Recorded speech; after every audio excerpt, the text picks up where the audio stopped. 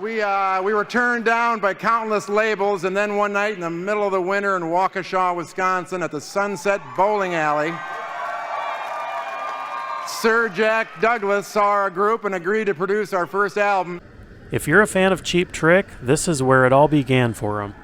In 1976, Cheap Trick was a small band from Rockford, Illinois. They were playing the club circuit, and they had a show here at the Sunset Bowling Alley in Waukesha, Wisconsin.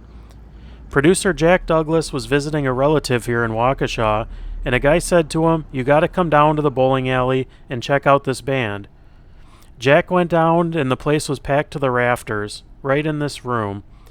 The band was Cheap Trick, who he had never heard of at the time, and Jack Douglas said that they did a show that was part carnival, part circus, and part rock and roll. He was completely sold on the spot. Jack Douglas at the time was one of the most popular names in music. He had worked with The Who, John Lennon, and Aerosmith, among many others. He called Epic Records head of A&R, Tom Werman, and summoned him to Waukesha here to sign Cheap Trick, under the threat that the producer would take them to RCA if he refused to sign them.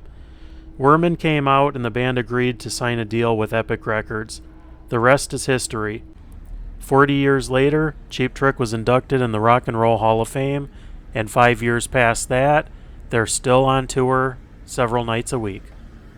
I hope you enjoyed this little video tour, and if you liked it, subscribe to my channel for future content. Thanks for watching.